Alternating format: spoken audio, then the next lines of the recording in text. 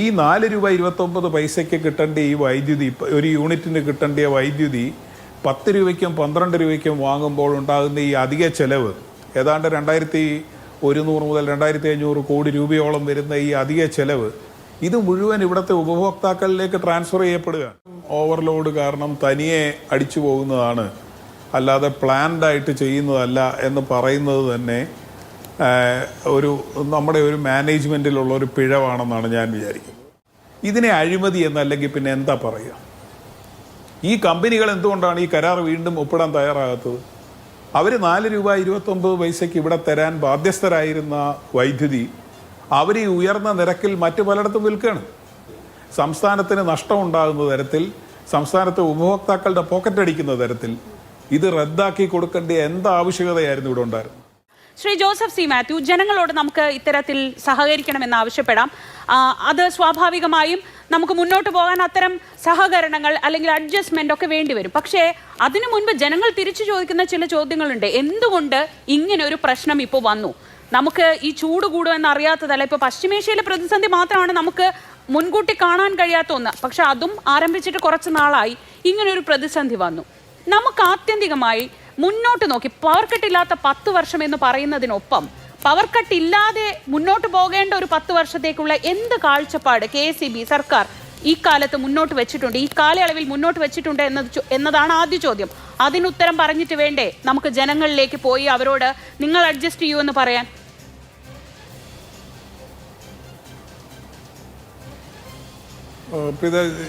ശ്രീ സുരേഷ് കുമാർ ഇവിടെ പറഞ്ഞ പ്രായോഗികമായ ചില നിർദ്ദേശങ്ങളോടൊന്നും ഞാൻ എതിരഭിപ്രായം പറയുന്നില്ല.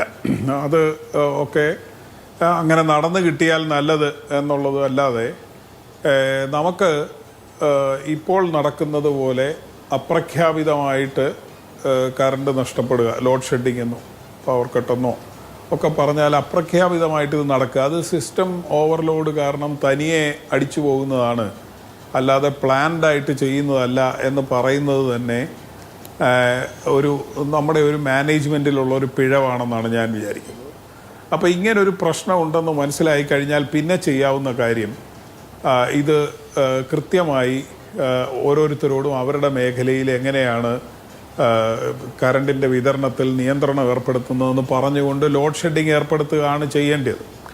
ഇവിടുത്തെ പ്രശ്നം ഇതെല്ലാം കുറേ PR വർക്കിൻ്റെ കാര്യമായിട്ട് പറയുകയാണ്. ഇപ്പോൾ കേരളത്തിൽ പവർ കട്ടില്ലാത്ത 10 വർഷം എന്ന് പറയുന്നു. അതിനുവേണ്ടി KSEB എന്താണ് ചെയ്തത്? അതിനുവേണ്ടി ഇവിടുത്തെ സംസ്ഥാന ഗവൺമെൻറ് ഇലക്ട്രിസിറ്റി വകുപ്പ്, അതിനുവേണ്ടി പ്രവർത്തിക്കുന്ന എല്ലാവരും കൂടെ കളക്റ്റീവായിട്ട് എന്താണ് ചെയ്തത്? നമ്മൾ ഒന്നാമത് ഈ വൈദ്യുതി ജനറേഷൻ അത് ഉൽപ്പാദനം സംബന്ധിച്ച് നമ്മുടെ ബഹുമാനപ്പെട്ട മന്ത്രി ഇപ്പോഴും പറയുന്നത് നമ്മുടെ ആവശ്യകതയുടെ 70% പുറത്തുനിന്ന് വരുന്നതാണ്, നമ്മൾ 30% പോലും ഉൽപ്പാദിപ്പിക്കുന്നില്ല എന്നുള്ളതാണ്. ഇതാണ് വസ്തുത. അപ്പോൾ നമ്മൾ ഒരു KSEB ഒരു പവർ ഉൽപ്പാദിപ്പിക്കുന്ന ഒരു സ്ഥാപനം എന്നുള്ള രീതിയിൽ ജനറേഷൻ എന്നുള്ള ഒരു ഘടകം നമ്മൾ പരിശോധിച്ചാൽ അതിൽ നമ്മൾ 30% പോലും നമുക്ക് ആവശ്യമുള്ളത് ഉൽപ്പാദിപ്പിക്കുന്നില്ല, ഇത് പുറത്തുനിന്ന് വരുന്നതാണ്. അപ്പോൾ അങ്ങനെ ആ സ്ഥിതിക്ക് നമ്മൾ പവർ കട്ട് ഒഴിവാക്കാൻ വേണ്ടി, ലോഡ് ഷെഡിങ് ഒഴിവാക്കാൻ വേണ്ടി നമ്മൾ ഉൽപ്പാദന രംഗത്ത് കാര്യമായി ഒന്നും ചെയ്യുന്നില്ല.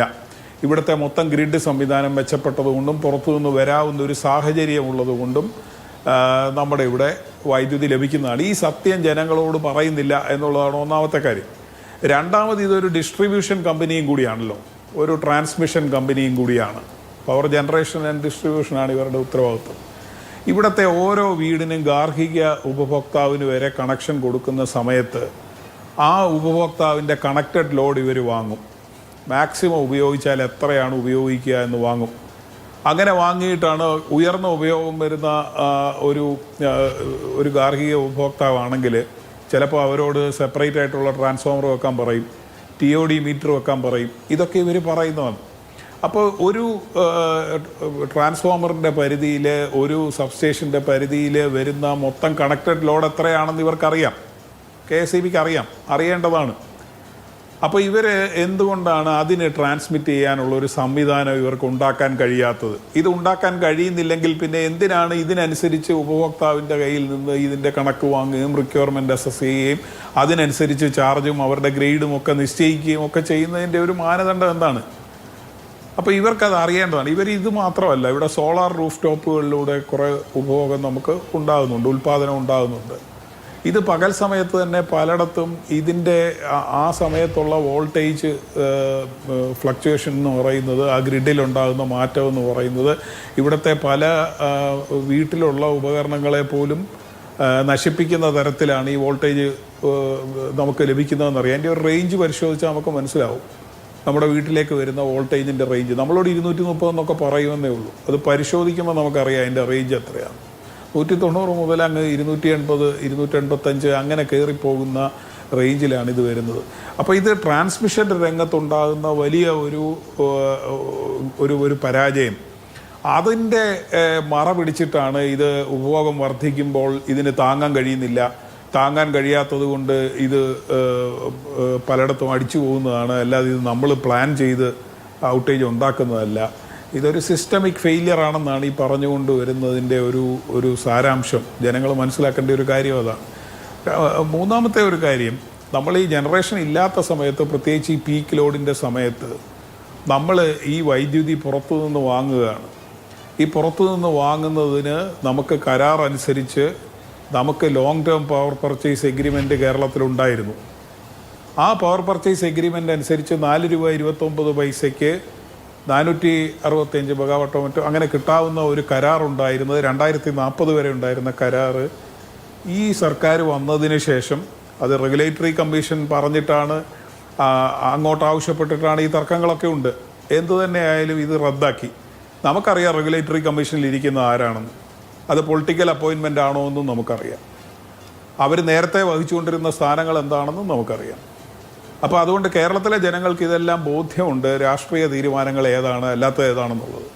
ഈ long term power purchase agreement 7 വർഷം ഈ വർദ്ധിച്ച കൂലി അവർക്ക് കൊടുക്കാൻ അനുവദിച്ച ശേഷം നമുക്ക് ബെനിഫിറ്റ് കിട്ടേണ്ട ഒരു സമയത്ത് ഇത് റദ്ദാക്കി.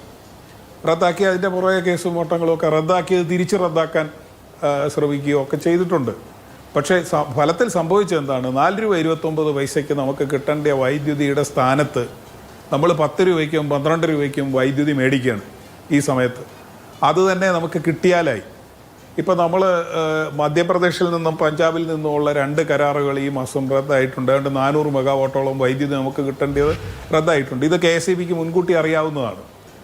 അതിനെ മറികടക്കാൻ വേണ്ടിയുള്ള എന്ത് അറേഞ്ച്മെൻറ്റാണ് KSEB ചെയ്തത്? ഒരു ദിവസം കിട്ടുന്നത് വാങ്ങുക എന്നുള്ള, ഡേ ഹെഡ് എന്നുള്ള രീതിയിൽ വാങ്ങുന്നത് നോക്കുന്നു, അത് ലഭിക്കുന്നില്ല.